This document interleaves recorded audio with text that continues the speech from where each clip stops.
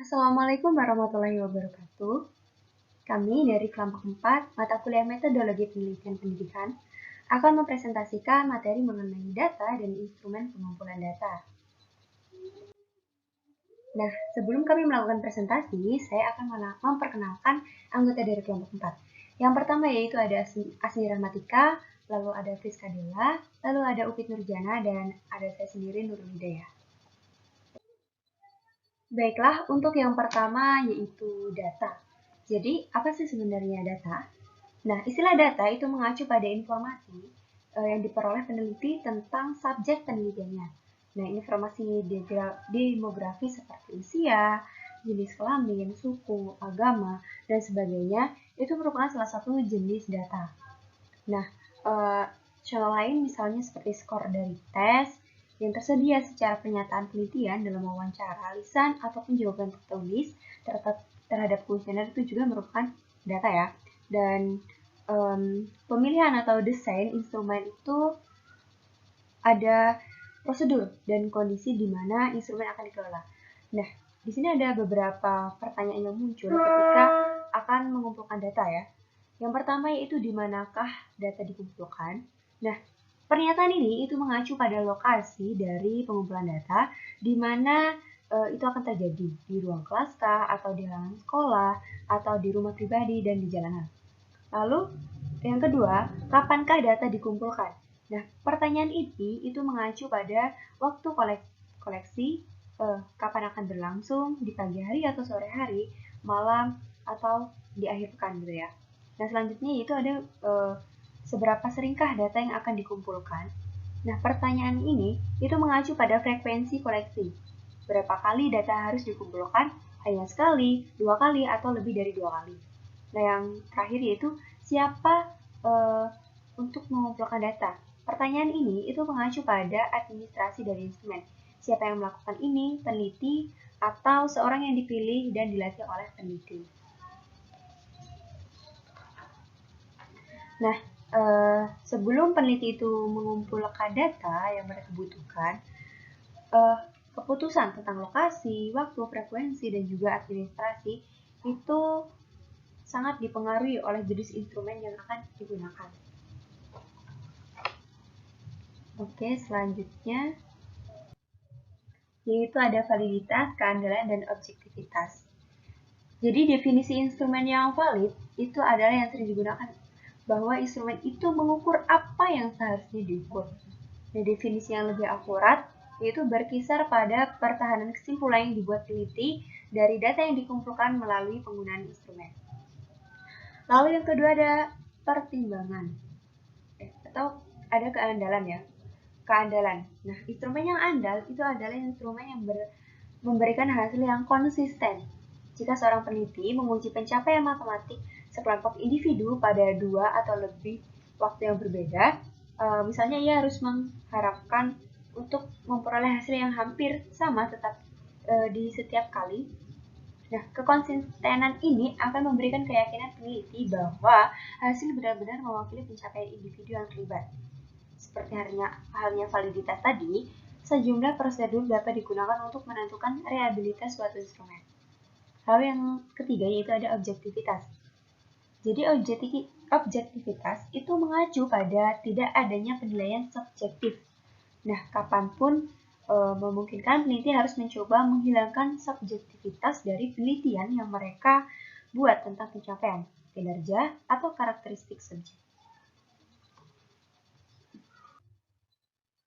Baiklah, untuk yang ketiga yaitu cara mengklasifikasi pengumpulan data instrumen. Jadi, mengklasifikasi pengumpulan data instrumen itu berdasarkan caranya ada 3 ya. Yang pertama, siapa yang memberikan informasi. Nah, dalam penelitian pendidikan, ada 3 metode untuk memperoleh informasi. Yang pertama itu sendiri, sedikit atau tanpa keterlibatan orang lain ya. Lalu yang kedua langsung dari subjek peneliti, dan yang ketiga dari orang lain atau disebut sebagai informan. Contoh spesifiknya seperti ini. Misalnya ada seorang peneliti ingin menguji hipotesis bahwa pengajaran inquiry di kelas sejarah itu menghasilkan pemikiran tingkat tinggi daripada metode ceramah. Nah, Peneliti ini jika memilih opsi yang pertama kan tadi dia melakukan sendiri gitu ya, mencari informasinya itu sendiri. Nah, itu misalnya si peneliti itu mengamati siswa di kelas secara langsung, lalu mencatat frekuensi pernyataan lisan yang menunjukkan pemikiran tingkat tinggi oleh siswa, lalu mungkin memeriksa catatan siswa yang termasuk hasil tes atau materi anekdot yang dianggap sebagai indikasi pemikiran tingkat tinggi. Jadi di sini peneliti itu terjun langsung ke siswa gitu ya, tanpa langsung mengamati siswa gitu, tanpa keterlibatan dari orang lain. Kalau misalnya yang kedua, yaitu opsi yang kedua kan tadi langsung dari subjek peneliti. Ini beda dari yang pertama ya. Kalau langsung dari subjek peneliti itu, misalnya peneliti itu memberikan soal atau tes kepada siswa atau meminta produk dari siswa, dan peneliti itu menilai produknya, menilai hasil tesnya gitu ya.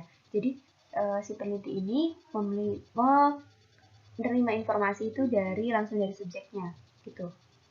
Selanjutnya untuk yang ketiga itu kan dari orang lain atau disebut sebagai informan. Nah, di sini misalnya peneliti itu akan di dalam kelas sejarah tadi peneliti mewawancarai teman-teman dari siswa kelas sejarah tadi ataupun dari guru dari siswa sejarah tadi. Jadi di sini peneliti itu melibatkan orang lain, mewawancarai orang lain atau yang sering disebut sebagai informan seperti itu. Oke, untuk yang kedua, yang selanjutnya itu dari mana instrumen itu berasal. Jadi pada dasarnya ada dua dasar bagi seorang peneliti untuk memperoleh suatu instrumen. Yaitu yang pertama menemukan dan mengelola semacam instrumen yang sudah ada sebelumnya, atau yang kedua yaitu mengelola instrumen yang dikembangkan sendiri oleh peneliti yang telah dikembangkan orang lain. Jadi di sini ada dua ya, yang sudah dikembangkan atau peneliti itu mengembangkan sendiri gitu. Jadi di dua instrumen berasal ini pasti memiliki perbedaan ya. Jadi untuk mengembangkan instrumen yang baik itu biasanya membutuhkan waktu yang banyak dan usaha yang banyak, belum lagi keterampilan yang baik juga gitu ya. Nah, untuk memilih instrumen yang sudah dikembangkan, tentunya kita akan itu lebih baik disukai oleh para peneliti karena jika peneliti tersebut memiliki waktu, tenaga, dan mungkin biaya yang lebih sedikit, itu akan lebih mudah untuk memilih instrumen yang sudah dikembangkan sebelumnya, seperti itu. Selanjutnya, yaitu ada tanggapan tertulis atau kinerja ya, VS kinerja, versus kinerja gitu.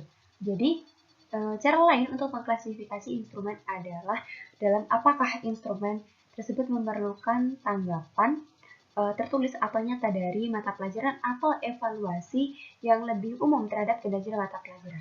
Nah, instrumen tanggapan tertulis itu termasuk misalnya kayak pilihan ganda, soal benar salah, menjodohkan atau jawaban singkat, misalnya ujian esai pendek, kuesioner, jadwal wawancara, skala penilaian, dan daftar periksa.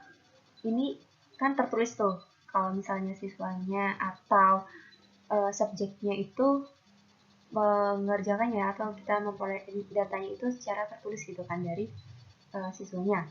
Selanjutnya kalau instrumen kinerja itu dirancang untuk melihat apakah dan seberapa baik prosedur dapat diikuti dan untuk menilai kualitas produk.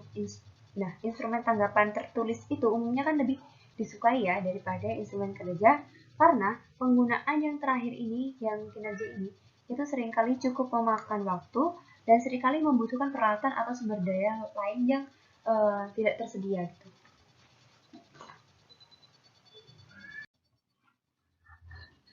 Baiklah, yang selanjutnya yaitu contoh instrumen pengumpulan data. Nah, yang pertama, ada instrumen yang dilengkapi oleh peneliti ya. Instrumen yang harus dilengkapi oleh peneliti, yaitu yang pertama ada skala peringkat. Jadi skala peringkat itu merupakan sebuah survei yang bersifat tertutup, digunakan untuk memberikan penilaian atau jawaban dari para responden. Bisa jawaban setuju ataupun juga jawaban tidak setuju. Nah, jawaban-jawaban atau pilihan dari responden tersebut itu kemudian dikumpulkan dalam bentuk rincian yang dijadikan untuk data peneliti. Oke.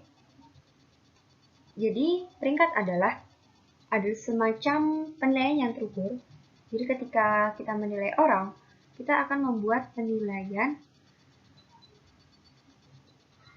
kan peringkat, jadi terukur gitu ya. Nah, skala peringkat ini itu dapat dibedakan lagi ya. Yang pertama ada skala peringkat perilaku. Jadi, skala peringkat perilaku itu muncul dalam berbagai bentuk, tetapi yang paling umum digunakan untuk meminta pengamat untuk melingkari atau menandai titik pada kontinu untuk menunjukkan peringkat. Kan peringkat itu kayak misalnya 1, 2, 3, sampai 5 gitu kan.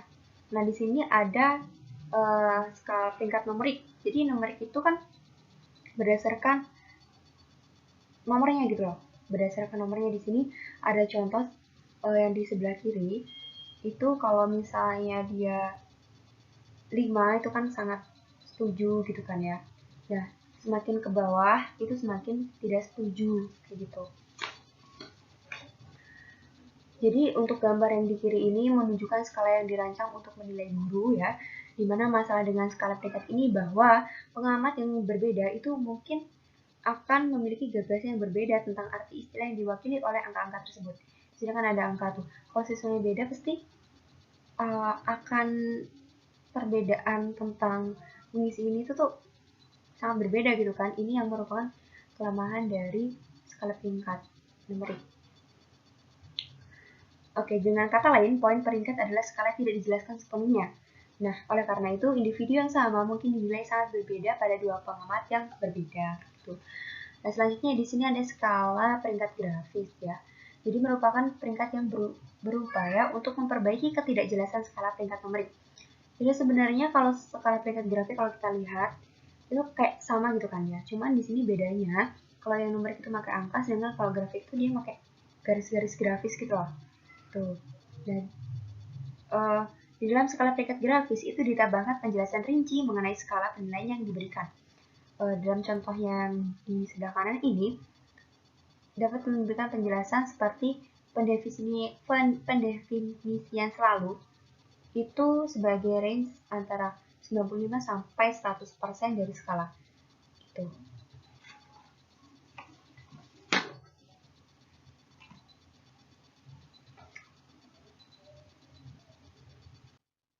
Nah, selanjutnya kan tadi ada skala peringkat perilaku ya. Nah, setelah skala peringkat perilaku, itu ada skala peringkat produk. Jadi, apa sih bedanya? Tuh. Jadi, untuk skala peringkat produk, itu adalah sering dinilai dalam pendidikan adalah laporan buku, misalnya peta, bagan, diagram, gambar, buku catatan, esai, dan segala macam usaha kreatif. Nah, jadi kalau di teman-teman di sini ada contoh yaitu merupakan hasil tulis tangan ya dari siswa yang akan diteliti. Ini kan berupa produk. Kalau yang perilaku tadi kan kita mengamati misalnya sifat guru berdasarkan udah dikasih range tuh 1 sampai 5, dikasih grafik 1 sampai 5 gitu kan, itu merupakan skala peringkat perilaku. Sedangkan di sini itu skala peringkat produk. Jadi siswa itu diminta untuk membuat produk yang akan dinilai oleh peneliti.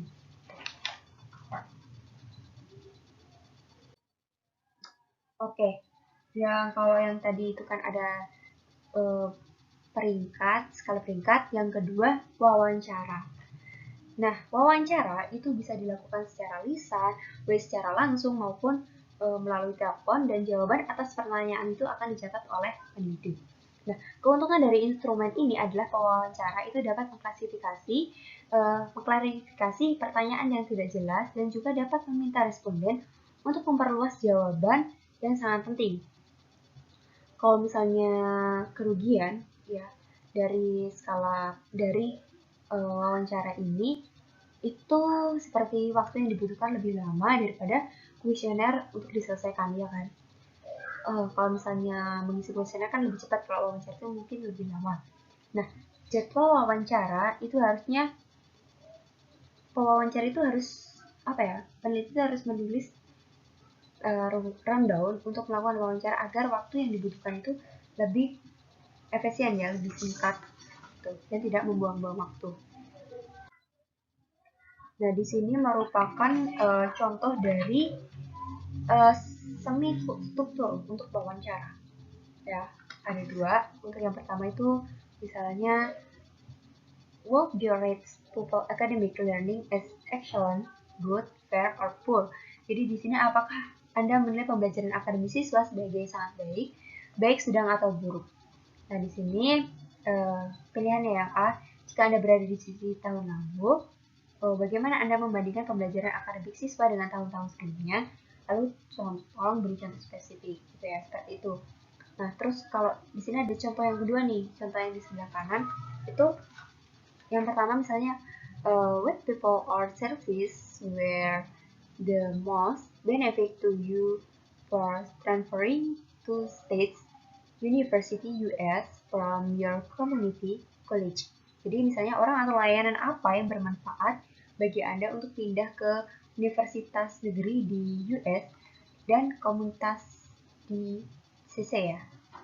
Jadi kalau misalnya yang pertama itu dia pertanyaannya kan beruntun tuh, kalau yang kedua ini bisa juga pertanyaannya nggak beruntun gitu. Maksudnya beruntun tuh dalam artian dijelasin dan juga diberi contohnya. Ini merupakan contoh semi struktur dari wawancara. Yang ketiga yaitu lembar observasi atau pengamatan. Formulir tersebut membutuhkan pengamat tidak hanya untuk merekam perilaku tertentu, tetapi juga untuk mengevaluasi beberapa perilaku yang terjadi. Kelemahan dalam banyak bentuk observasi adalah mereka meminta pengamat untuk mencatat lebih banyak perilaku daripada yang dilakukan secara akurat, atau mengamati terlalu banyak individu pada saat yang sama. Seperti yang sering terjadi, padahal seharusnya semakin sederhana instrumen, maka akan semakin baik. Yang selanjutnya yaitu untuk contoh dari lembar observasi atau pengamatan, bisa kita lihat sama-sama pada slide PPT itu contoh 7.9 yaitu contoh formulir pengamatan. Nah, di sini terdapat direction. Direction itu merupakan arahan atau petunjuk. Nah, yang pertama itu berikan tanda centang setiap kali guru melakukannya. Nah, yang A itu mengajukan pertanyaan kepada masing-masing siswa. Nah, di sini terdapat frekuensinya 6 kali guru itu mengajukan pertanyaan kepada siswa. Kemudian yang B yaitu mengajukan pertanyaan kepada kelas secara keseluruhan. Di sini frekuensinya terdapat 2. Yang C yaitu mendisiplinkan siswa. Di sini hanya 1 kali. Kemudian yang D yaitu meminta untuk diam. Di sini hanya 3 kali. Yang E yaitu meminta yaitu yang E bertanya kepada siswa apakah mereka memiliki pertanyaan, itu terdapat 1 frekuensinya. Kemudian yang selanjutnya yaitu yang kedua, yaitu beri tanda centang setiap kali guru mengajukan pertanyaan yang membutuhkan yang pertama yaitu memori atau ingatan, itu frekuensinya ada 5. Yang B yaitu perbandingan, itu frekuensinya ada 2. Kemudian yang C itu ada sebuah kesimpulan, itu frekuensinya ada 3. Dan yang D itu sebuah generalisasi, itu tidak ada. Dan yang E yaitu aplikasi spesifik, itu terdapat 1.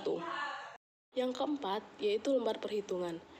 Sebuah lembar perhitungan adalah perangkat yang sering sekali digunakan oleh banyak peneliti untuk merekam frekuensi perilaku siswa, kegiatan, dan juga komentar.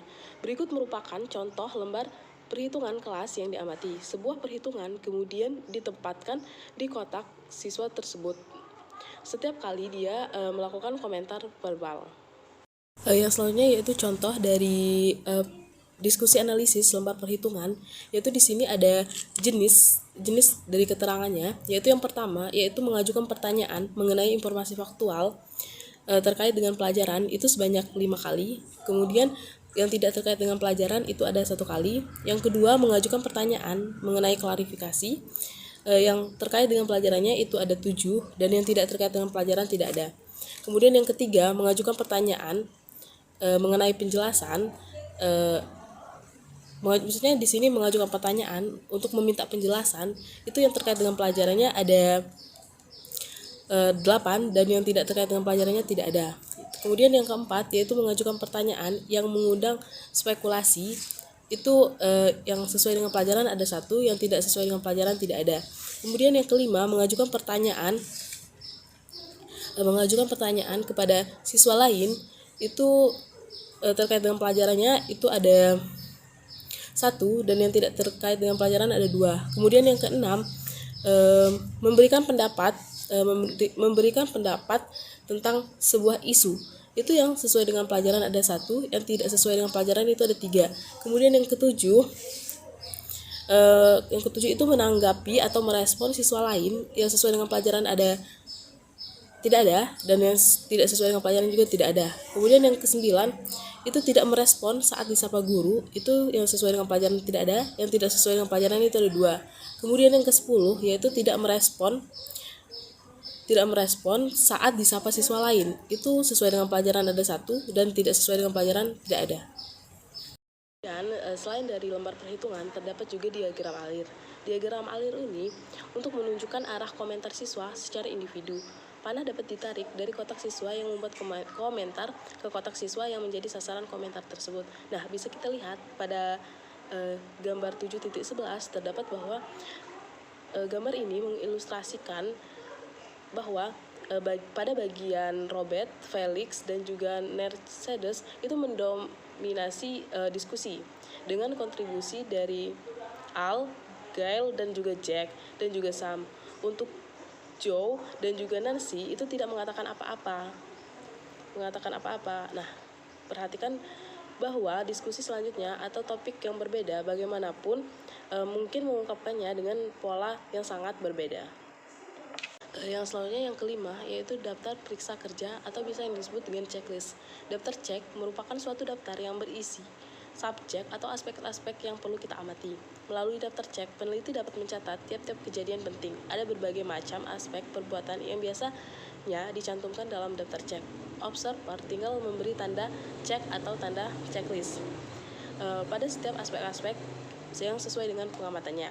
Daftar cek juga memiliki manfaat untuk membantu peneliti dalam mengingat apa yang harus diamati. Kemudian, daftar periksa kerja terdiri dari daftar perilaku yang membentuk jenis kinerja tertentu menggunakan mikroskop, mengetik surat, memecahkan masalah matematika, dan lain sebagainya. Ini digunakan untuk menentukan apakah seseorang individu itu berperilaku dengan cara tertentu biasanya yang diinginkan ketika diminta untuk menyelesaikan tugas tersebut. Nah, bisa kita lihat di contoh. Nah, itu yang sesuai dengan peneliti itu bisa di checklist. Akan tetapi yang tidak sesuai itu bisa diberi tanda silang atau hanya dibiarkan saja. Itu ada 54 daftar cek. Yang selanjutnya yaitu yang ke-6 yaitu catatan anekdot. Nah, catatan anekdot ini merupakan ringkasan deskripsi singkat objektif dari suatu peristiwa yang ditulis setelah peristiwa itu terjadi. Contohnya, catatan anekdot adalah catatan yang singkat yang diambil guru saat mengamati anak-anak. Catatan ini juga mendokumentasikan berbagai perilaku di berbagai bidang seperti literasi, matematika, studi sosial, sains, seni, perkembangan sosial dan juga emosional, dan juga perkembangan fisik. Untuk contohnya yaitu Julius berbicara keras dan banyak selama puisi, ingin melakukan dan juga mengatakan apa yang dia inginkan dan tidak menganggap sebagai pekerjaannya yang benar. Harusnya dia meminta untuk duduk dengan saya, menunjukkan sikap buruk tentang hal itu. Kemudian yang selanjutnya yang B yaitu instrumen yang dilengkapi oleh subjek. Nah, yang pertama di sini ada kuesioner.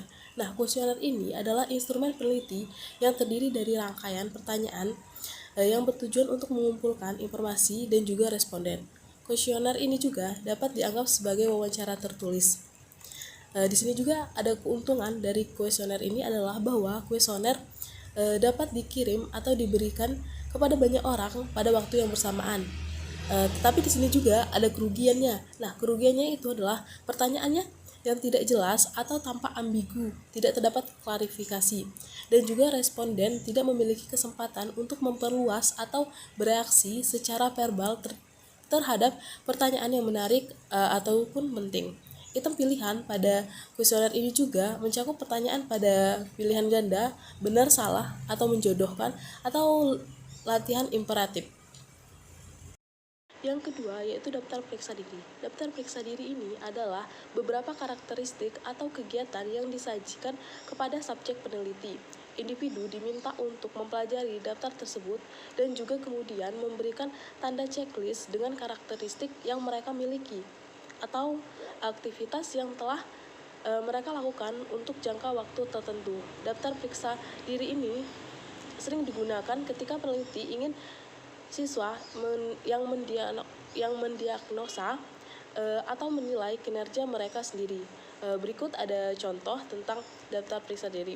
Bisa sama-sama kita lihat pada slide.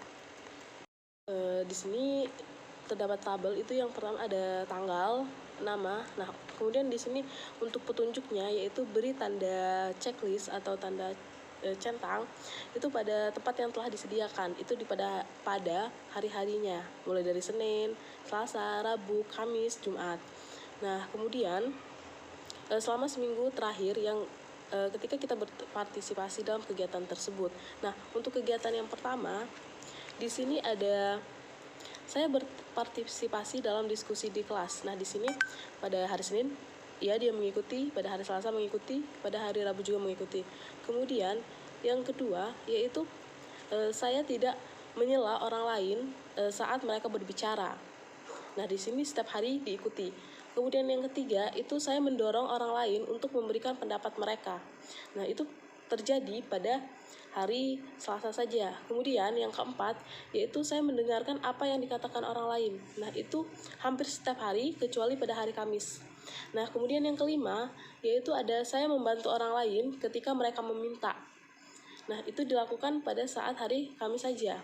Kemudian yang keenam yaitu saya mengajukan pertanyaan ketika saya tidak jelas tentang apa yang dijelaskan. Maksudnya materi apa yang dijelaskan oleh guru, jika saya tidak mengerti saya akan bertanya. Nah, itu dilakukannya pada hari Selasa. Kemudian yang ketujuh yaitu saya mencari kata-kata yang tidak, maksudnya di sini kata-kata yang tidak diketahuinya.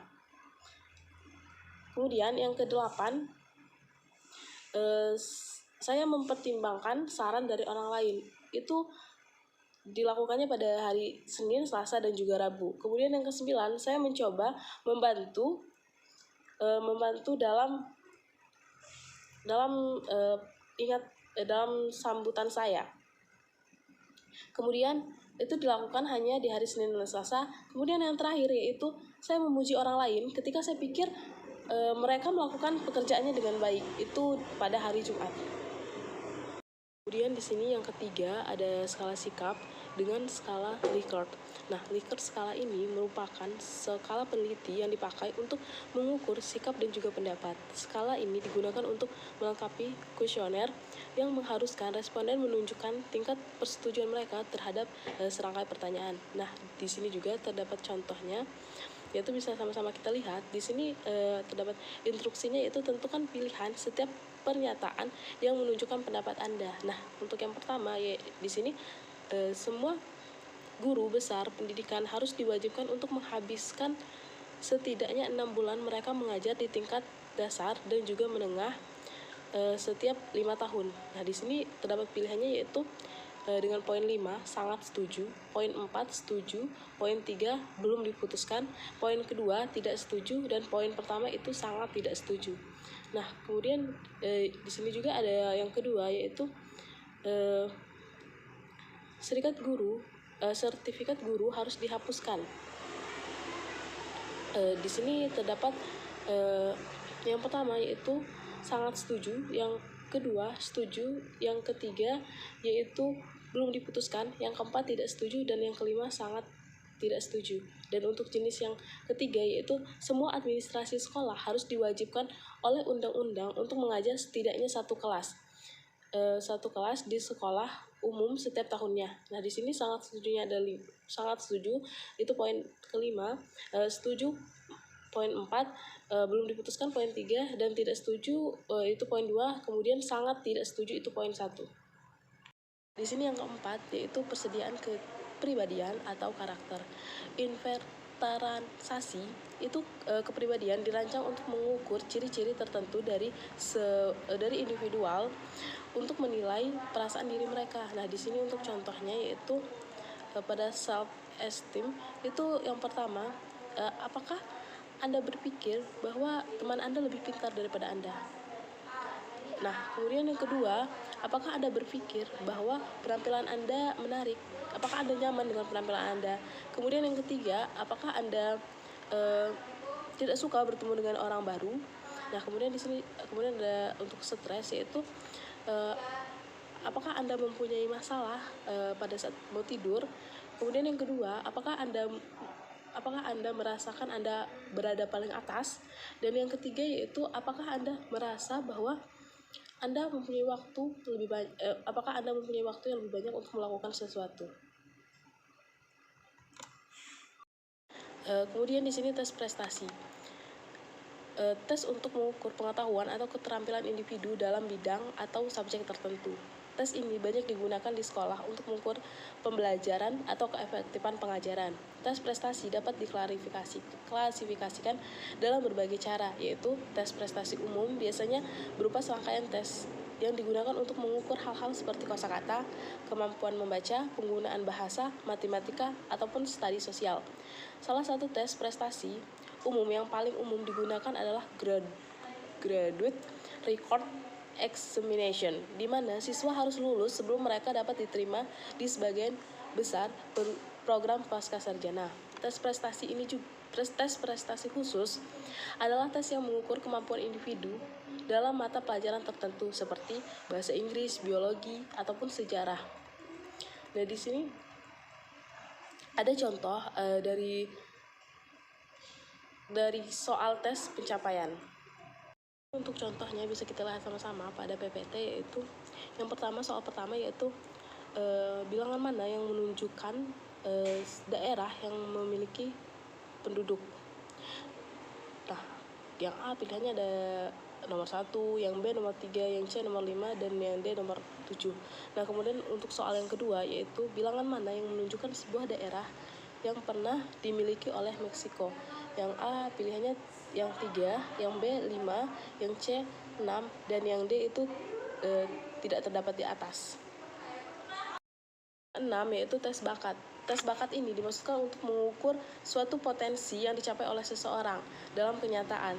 Mereka mengukur keterampilan atau kemampuan saat ini. Tes bakat juga dapat digabungkan untuk individu ataupun kelompok. Setiap metode memiliki kelebihan dan juga kekurangan. Nah, untuk kelebihannya di tes bakat ini yaitu bahwa lebih nyaman untuk diadministrasikan dan lebih memiliki waktu yang cukup. Sedangkan untuk kelemahannya yaitu misalnya dalam tes membaca, siswa mampu membacanya rendah akan mendapatkan posisi yang kurang menguntungkan. Nah, berikut merupakan salah satu item yang ditemukan saat tes bakat. Nah, ini bisa dalam menyusun kertas ini bisa kita temukan pada saat kita melakukan tes SBMPTN contohnya. Ketujuh yaitu tes kinerja. Tes kinerja ini mengukur kinerja individu pada tugas tertentu. Contohnya adalah pada saat tes mengetik, di mana skor individu ditentukan oleh seberapa akurat dan seberapa cepat seseorang mengetik. Seperti yang disarankan Sawin, tidak terlalu mudah untuk menentukan apakah instrumen tertentu harus disebut tes kinerja, daftar erisika, atau skala penonaktifan kinerja. Tes kinerja ini adalah yang paling objektif dari ketiganya. Ketika sejumlah besar penilaian diperlukan untuk menentukan apakah berbagai aspek kinerja dapat dilakukan dengan benar, perangkat tersebut cenderung diklasifikasikan sebagai daftar periksa atau skala penilaian. Nah, bisa kita lihat sama-sama contohnya yaitu di contoh tersebut individu diminta untuk menjahit di garis di bagian A dari tes dan di antara garis pada bagian B dari tes. Saya kembalikan ke moderator.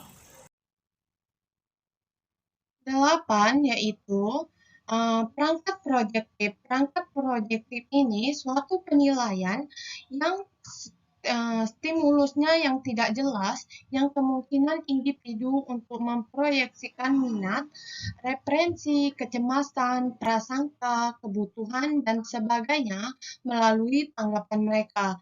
Perangkat seperti ini tidak memiliki jawaban yang jelas, dan formatnya kemungkinan yaitu seperti contohnya serangkaian bercak tinta yang berbentuk ambigu dan diminta untuk menggambarkan seperti apa bentuk bercak tersebut. Uh, Contoh tes proyektif ini yaitu ada tes uh, tes apresepsi tematik di mana gambar-gambar peristiwa tersebut disajikan dan individu diminta untuk membuat sosiogram cerita.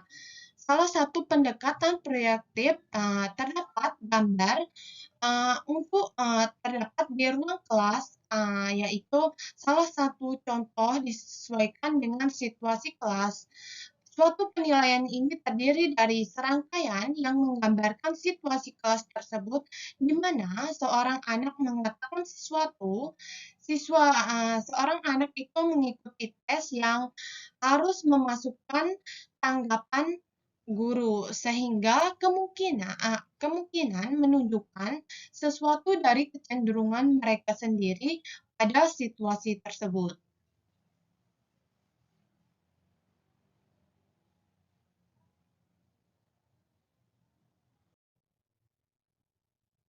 Sembilan, perangkat sosiometri adalah suatu penilaian secara individu untuk menilai rekan-rekan mereka dalam beberapa cara. Misalnya dengan sosiogram dan permainan kelompok. Sosiogram adalah representasi visual, biasanya dengan panah, daripada pilihan yang membuat orang tentang individu lain dengan siapa mereka berinteraksi. Di sini terdapat gambar.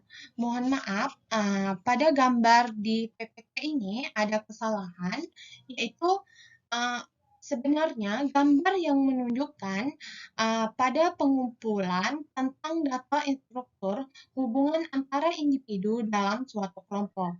Di sini yaitu siswa perempuan diwakili oleh lingkaran dan siswa laki-laki diwakili segitiga. Kemudian anak panah ditarik untuk menunjukkan pilihan siswa tersebut yang berbeda sehubungan dengan pertanyaannya tertentu. Yaitu dengan cara lain, perangkat sosiometrik ini adalah permainan kelompok. Siswa diminta untuk memerankan anggota kelompok mereka yang berbeda dalam berbagai peran dalam sebuah drama untuk mengilustrasikan hubungan antara pribadi mereka. Contohnya seperti siswa disuruh guru untuk mengabsen jumlah siswa yang hadir dan tidak hadir. Contoh antara lainnya yaitu siswa itu diminta untuk memilih teman yang dia sukai atau tidak ia sukai.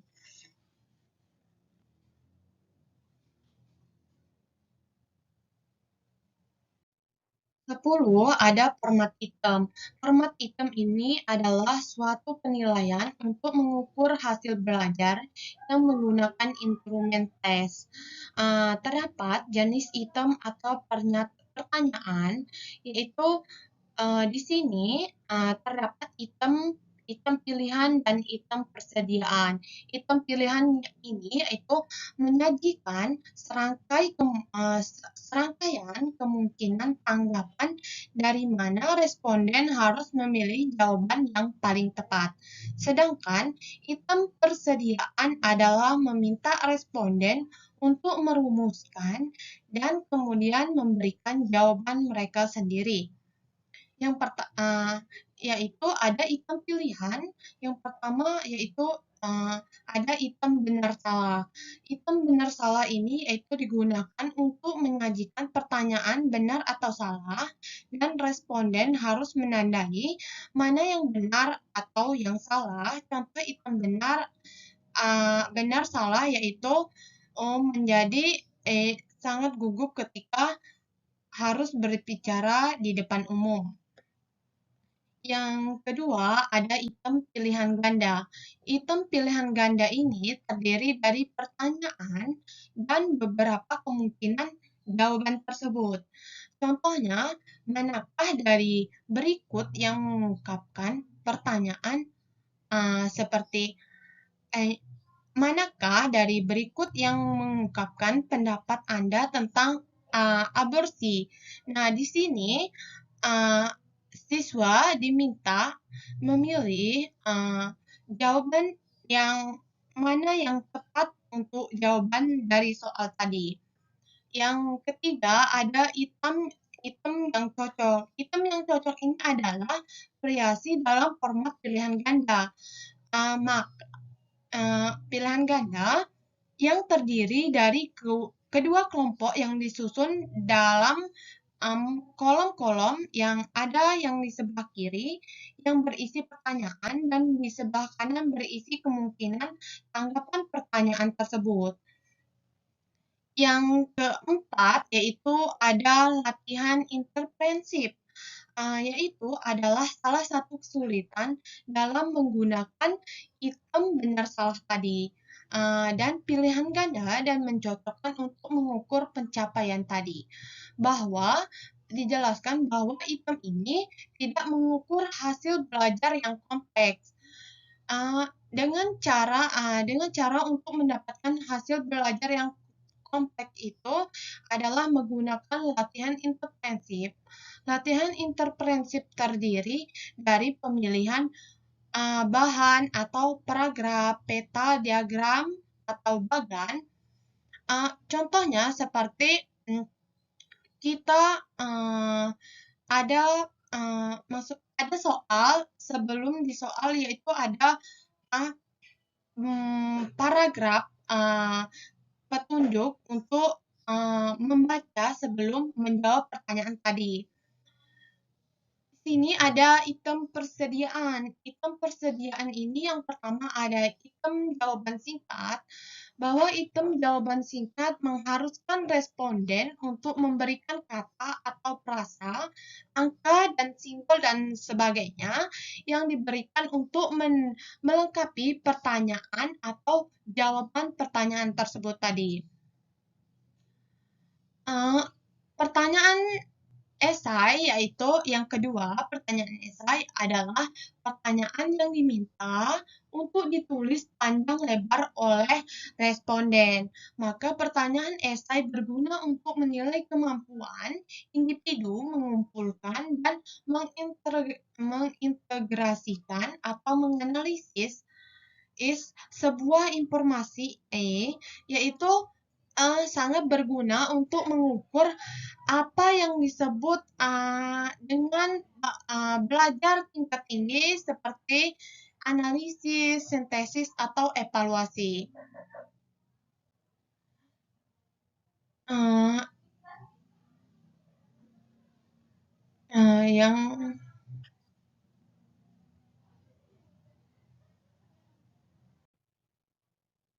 C. Tindakan yang tidak mengganggu. Prosedur pengumpulan data yang terjadi secara alami. Dalam kebanyakan kasus, tidak ada instrumen yang diperlukan, hanya beberapa bentuk pencatatan saja. Ada beberapa contoh prosedur. Yang pertama yaitu tingkat ketakutan yang ditimbulkan oleh sesi bercerita hantu dapat diukur dengan memperhatikan diameter lingkaran anak-anak yang duduk yang semakin mengecil. Yang kedua yaitu tingkat stres yang dirasakan oleh mahasiswa dapat dinilai dengan memperhatikan sifat dan frekuensi kunjungan sakit ke pusat kesehatan perguruan tinggi.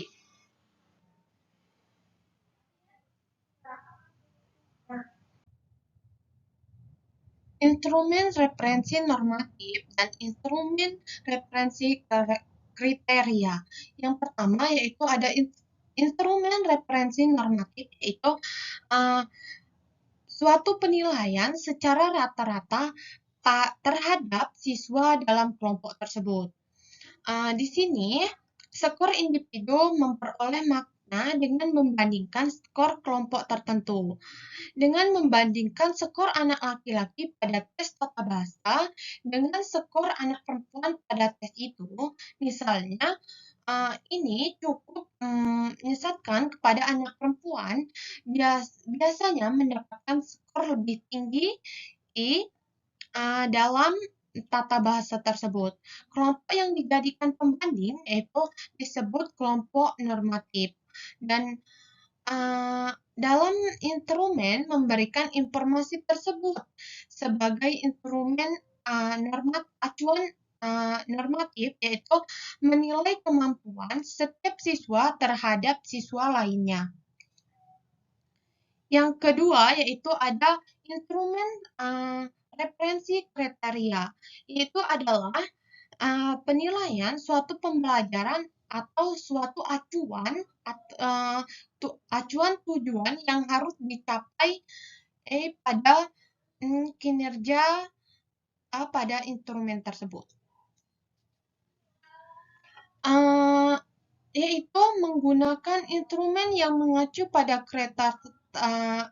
kriteria tersebut, yaitu biasanya menggunakan sebuah tes. Yaitu yang dimaksud dari tes tersebut yaitu agar kriteria tersebut lebih fokus langsung pada instruksinya untuk yang didasarkan pada tujuan yang harus dicapai tadi.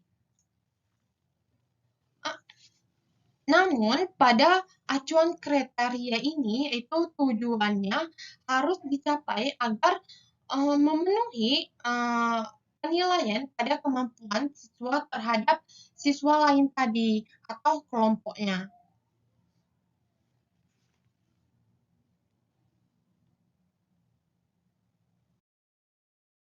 Selanjutnya, skala pengukuran. Pada bab sebelumnya bahwa ada dua tipe dasar variabel kuantitatif dan kategoris, di mana masing-masing menggunakan jenis analisis dan pengukuran yang berbeda, yang memerlukan penggunaan skala pengukuran yang berbeda juga. Ada 4 jenis skala pengukuran, yaitu nominal, ordinal, interval, dan rasio. Contoh dari nominal yaitu seperti jenis kelamin, kemudian skala ordinal contohnya posisi dalam perlombaan, skala interval contohnya seperti suhu dalam Fahrenheit, dan rasio contohnya yaitu seperti uang. Yang pertama, skala nominal. Skala nominal adalah bentuk pengukuran paling sederhana yang dapat digunakan peneliti. Saat menggunakan skala nominal, peneliti hanya memberikan nomor ke kategori yang berbeda untuk menunjukkan perbedaan. Misalnya, seorang peneliti yang peduli dengan variabel jenis kelamin mungkin mengelompokkan data ke dalam 2 kategori, laki-laki dan perempuan, dan menetapkan nomor 1 untuk perempuan dan nomor 2 untuk laki-laki. Peneliti lain yang tertarik untuk mempelajari metode pengajaran membaca dapat menetapkan nomor 1 untuk metode kata utuh, nomor 2 untuk metode phonics, dan nomor 3 untuk metode campuran.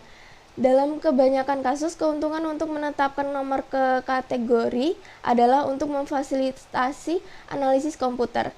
Tidak ada implikasi bahwa metode phonics diberikan nomor 2 lebih dari apapun daripada metode seluruh kata, seperti yang ditandatangani nomor 1. Contoh lain skala nominal, jawaban dari pertanyaan yang hanya berupa 2 pilihan saja, yaitu ya dan tidak, yang sifatnya kategorikal bisa diberi simbol jawaban ya, diberi simbol angka 1, sedangkan jawaban tidak diberi simbol angka 2. Maka kita bisa melakukan operasi aritmatika menggunakan angka-angka tersebut. Yang kedua, skala ordinal. Skala ordinal adalah skala di mana data dapat diurutkan dalam beberapa cara tinggi ke rendah atau paling sedikit hingga sebagian besar. Misalnya, seorang peneliti mungkin mengurutkan skor siswa pada tes biologi dari tinggi ke rendah, di mana bagaimanapun bahwa perbedaan skor atau kemampuan sebenarnya antar siswa peringkat pertama dan kedua dan antar siswa peringkat kelima dan keenam tidak harus sama. Skala ordinal menunjukkan posisi relatif di antara individu seperti yang ditunjukkan gambar pada slide. Contoh lain skala ordinal yaitu contoh jawaban pertanyaan yang berupa peringkat sangat setuju, setuju, netral, tidak, dan tidak setuju. Sangat tidak setuju diberi simbol menggunakan angka dari 5, 4, 3, 2, dan 1. Di mana angka-angka tersebut hanya merupakan simbol dari peringkat dan tidak mengekspresikan jumlah. Selanjutnya, skala interval. Skala interval memiliki semua karakteristik skala ordinal dengan satu fitur tambahan, jarak antar titik pada skala adalah sama. Misalnya jarak antar skor pada sebagian besar tes prestasi matematika yang tersedia secara komersial biasanya dianggap sama. Jadi jarak antar skor 70 dan 80 dianggap sama dengan jarak antar skor 80 dan 90. Namun perhatikan bahwa titik 0 pada skala interval tidak menunjukkan ketiadaan total dan dari apa yang diukur. Jadi 0 derajat pada skala Fahrenheit yang mengukur suhu tidak menunjukkan tidak ada suhu. Untuk mengilustrasikan lebih lanjut, pertimbangan skor IQ yang umum digunakan apakah perbedaan antara IQ 90 dan 1 dari 100 yaitu 10 poin sama dengan perbedaan antara IQ 40 dan 1 dari 50 juga 10 poin atau antara 1 IQ 120 dan salah satu dari 130.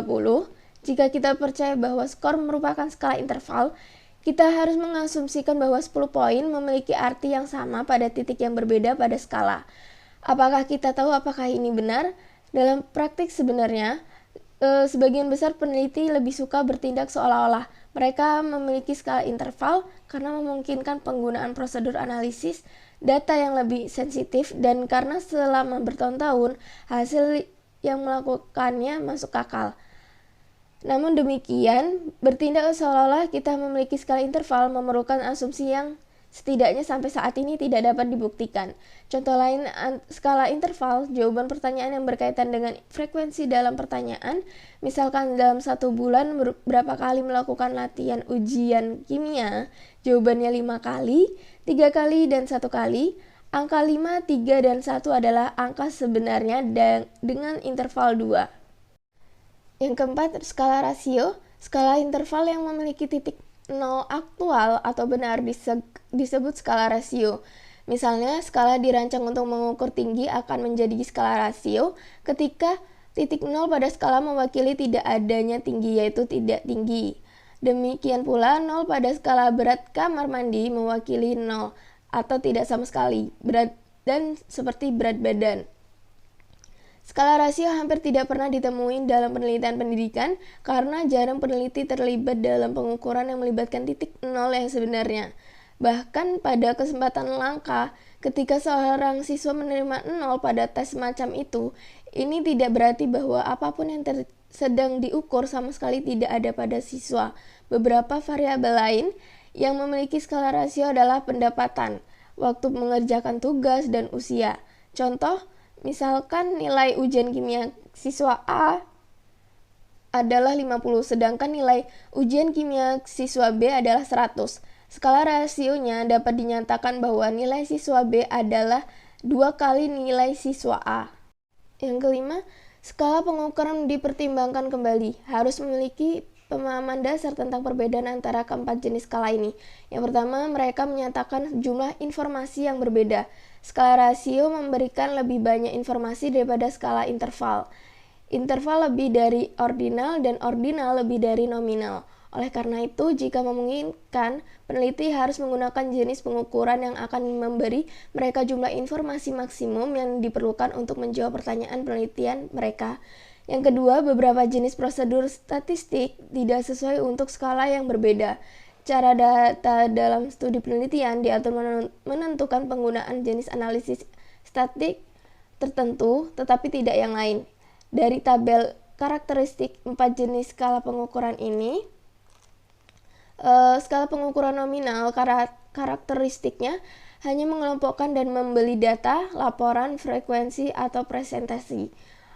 Dan pada skala ordinal, karakteristiknya yaitu data peringkat, menggunakan angka hanya untuk menunjukkan peringkat. Skala interval, karakteristiknya asumsikan bahwa perbedaan yang sama antara skor benar-benar berarti sama perbedaan variabel yang diukur. Kemudian skala rasio, karakteristiknya semua hal di atas ditambah titik 0 yang benar. Hal penting yang harus disadari adalah bahwa seorang peneliti harus siap untuk mempertahankan asumsi yang mendasari pilihannya terhadap skala pengukuran yang digunakan dalam pengumpulan dan pengorganisasian data. Kemudian yang 2.7, mempersiapkan data untuk analisis. Setelah instrumen yang digunakan dalam penelitian telah diberikan, peneliti harus menilai data yang telah dikumpulkan dan kemudian mengaturnya untuk memudahkan analisis. Yang pertama menilai data. Data yang dikumpulkan harus dinilai secara akurat dan konsisten. Jika tidak, kesimpulan apapun yang diambil peneliti dari data mungkin salah satu menyesatkan. Setiap tes individu seperti kuesioner, esai, dan lain-lain harus dinilai dengan menggunakan prosedur dan kriteria yang sama persis. Ketika instrumen yang dibeli secara komersial digunakan, prosedur penilaian menjadi lebih mudah.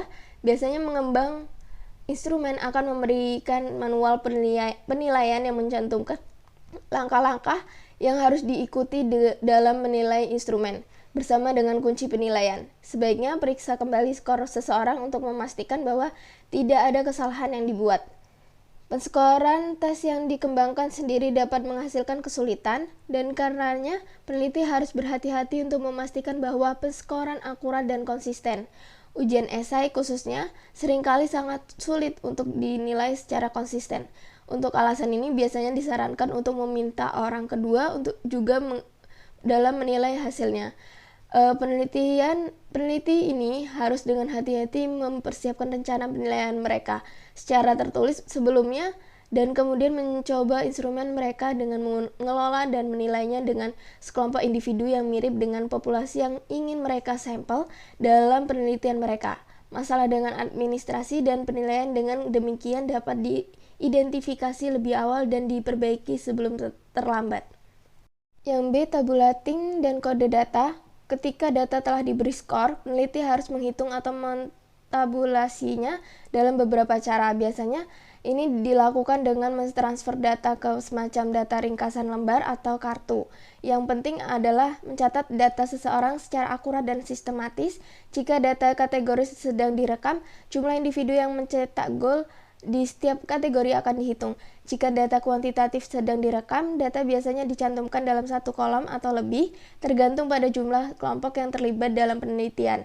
Misalnya, jika analisis data hanya terdiri dari perbandingan skor dua kelompok pada post-test, data kemungkinan besar akan ditempatkan dalam dua kolom, satu untuk setiap kelompok dalam urutan menurun.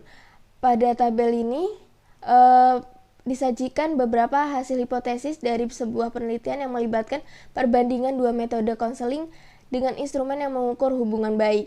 Jika skor sebelum dan sesudah tes akan dibandingkan, kolom tambahan dapat ditambahkan. Skor subkelompok juga dapat ditunjukkan ketika berbagai jenis data dikumpulkan, yaitu skor pada beberapa instrumen berbeda.